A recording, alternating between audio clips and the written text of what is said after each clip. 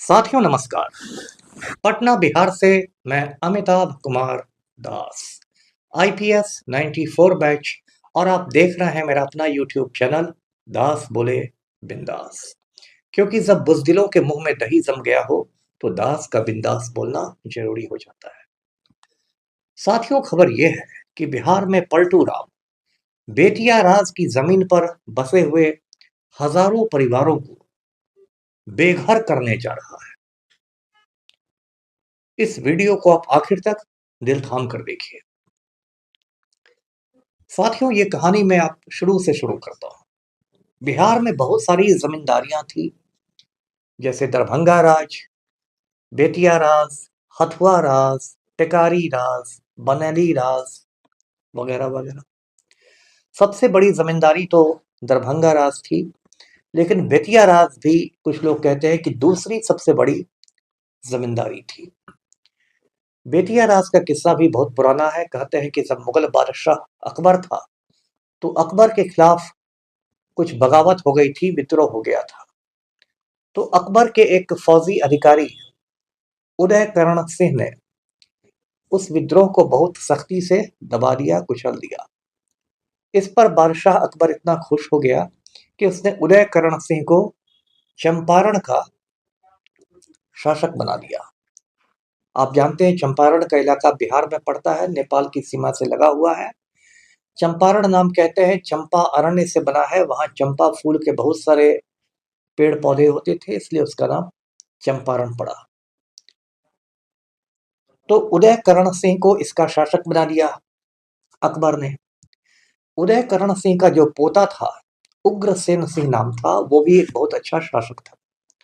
तो अकबर का जो पोता था शाहजहां, वो इतना प्रसन्न हुआ कि उसने उग्रसेन सिंह को बाकायदा राजा की उपाधि दे दी और वो चंपारण का राजा कहलाने लगा।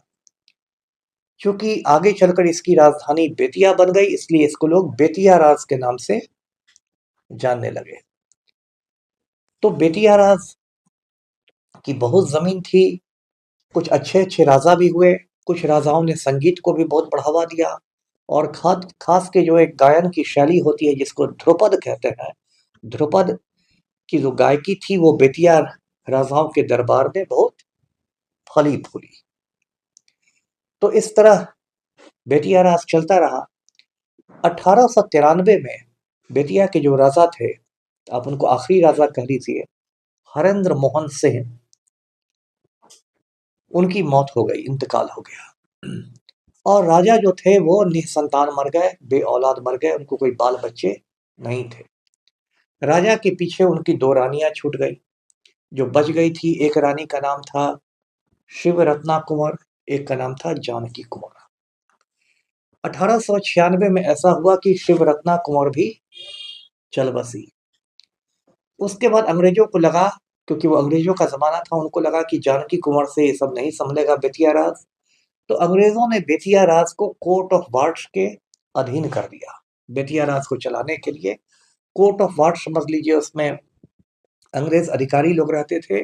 तो एक तरह से बेतिया राज जो था वो अंग्रेजों के सीधे नियंत्रण में आ गया। उसके बाद जब हिंदुस्तान आजाद हुआ तो ये जो बेतिया राज की जमीन थी, ये बिहार सरकार का जो राजस्व परिषद है, बोर्ड ऑफ रेवेन्यू जिसको कहते हैं, राजस्व परिषद के तहत आ गया। 1954 में 1954 में जो दूसरी रानी थी हरेंद्र मोहन सिंह की, जानकी कुंवर, जानकी कुंवर का भी देहांत हो गया।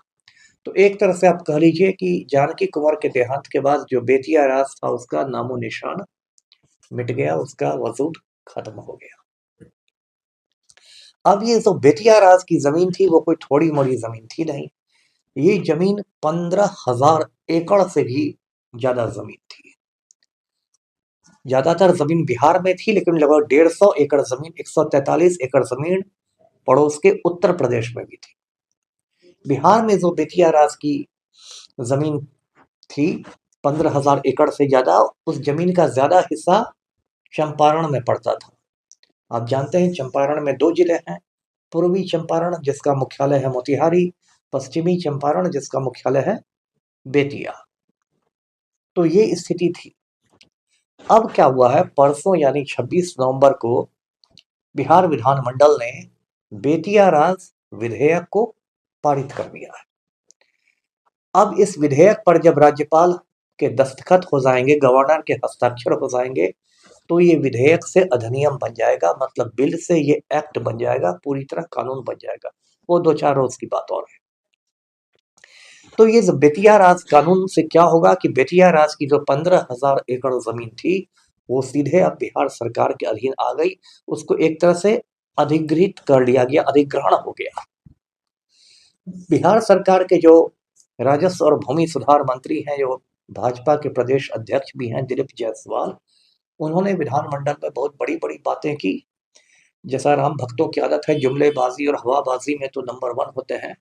उन्होंने कहा कि ये जो जमीन हमने ले ली है, इसमें बहुत ज्यादा अतिक्रमण किया गया है, अवैध तरीके से कब्जा किया गया। अब इन सारे अतिक्रमणकारियों पर हमारा डंडा चलेगा, इनको खाली कराया जाएगा।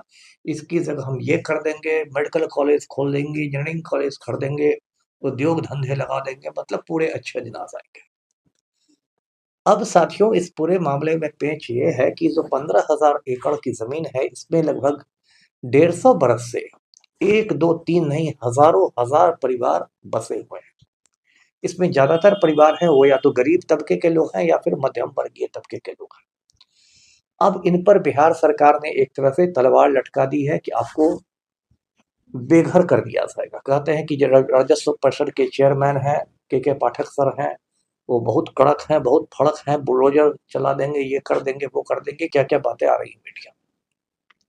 कहने का मतलब ये सरासर जन विरोधी कानून है, काला कानून है।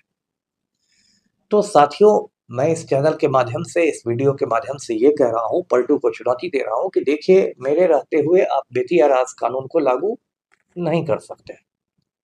इसलिए नहीं कर सकते हैं क्योंकि मैं अगले महीने यानी दिसंबर में बेतिया राज कानून को पटना हाई कोर्ट में जनहित याचिका के माध्यम से चुनौती दूंगा। जनहित याचिका आप जानते हैं, जिसको PIL कहते हैं, पब्लिक इंटरेस्ट लिटिगेशन। मैं हाई कोर्ट से कहूंगा कि ये जो सरकार का कानून है, ये मैलाफाइड है, दुर्भावनाग्रस्त है, जन विरोधी है और पूंजीपतियों की मदद के लिए लाया गया है। क्योंकि एक बार जब सरकार कोई जमीन ले लेगी, तो कल को निजीकरण के नाम पर उस जमीन को सरकार किसी पूंजीपति के हवाले कर सकती है। जैसे इस बात की बहुत ज्यादा संभावना है कि हो सकता है पलटू राम ये जो 15,000 एकड़ जमीन ले ले, उसमें बहुत सारे गरीबों को बेघर करने के बाद वो जमीन को वो गौतम अडानी के चरणों में समर्पित कर दे। बदले में गौतम अडानी पलटू राम की चुनावी फंडिंग करे और उस जमीन पर अपनी कोई फैक्ट्री खड़ा कर ले। तो ये सारा कुछ एक षड्यंत्र की बू आ रही है मुझे, इसमें साजिश की बू आ रही है। और जो हमारे मंत्री महोदय हैं दिलीप जायसवाल, उनका कहना है कि देखिए, सही शिकायतों का हम निराकरण करेंगे। मतलब यदि कोई जेन्युइन आदमी हो जिसने अवैध कब्जा नहीं किया हो, उसका भी खाता खेसरा यदि लॉक कर दिया गया हो, उसकी भी जमीन ले रही है सरकार, तो हम लोग उसका निराकरण करेंगे। अब ये बात किसी से छिपी हुई नहीं है साथियों कि बिहार में जो राजस्व और भूमि सुधार विभाग है, मैं पहले भी कह चुका हूं, बिहार का सबसे ज्यादा भ्रष्ट विभाग है। जो आकंठ जो है, गले तक भ्रष्टाचार के दलदल में डूबा हुआ है।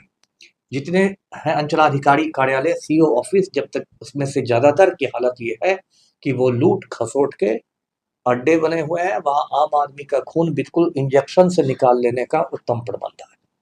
वहां आप जाइए, कोई भी आम आदमी जाएगा, ज्यादातर लोग आम आदमी ही हैं, तो उनको दलाल घेर लेंगे, फिर राजस्व कर्मचारी पट्टी पढ़ाएगा, तो उसमें पूरी लूट खसोट होती है। हर चीज की एक रेट बंधी हुई है कि भाई दाखिल खारिज में इतना पैसा लगेगा, परिमार्जन में इतना पैसा लगेगा, खतियान का की नकल निकालने में इतना लगेगा, मतलब बिल्कुल लूट खसोट का राज्य है। तो दिलीप जायसवाल जो वरिष्ठ राम भक्त हैं, उनसे मैं ये जानना चाहूंगा कि यदि निराकरण की आप बात कर रहे हैं, तो क्या आपने अपने विभाग पर नजर डाली है? आपका विभाग कितना ज्यादा भ्रष्ट है? आपके विभाग में कितना ज्यादा लूट खसोट का प्रबंध है? तो फिर आप रातों रात इतने हजारों लोगों को कैसे बेघर कर सकते हैं? और यदि आप लोगों को बेघर कर रहे हैं और उनके पुनर्वास का कोई प्रबंध नहीं कर रहे हैं, उनके लिए कोई वैकल्पिक आप जमीन नहीं दे रहे हैं, तो वो कहाँ जाएंगे?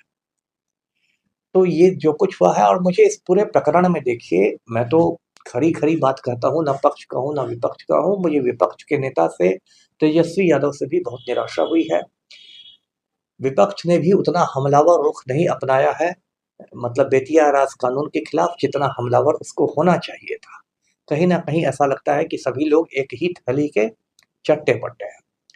तो साथियों, जिस बिहार में हमारे मुख्यमंत्री पलटू राम माफिया डॉन अनंत सिंह के आज्ञाकारी चपरासी हैं, उसी और अनंत सिंह के कहते हैं पटना में अवैध तरीके से होटलों की भी चर्चा होती है, कोई होटल बुद्धा हेरिटेज, कोई होटल बुद्धा इन।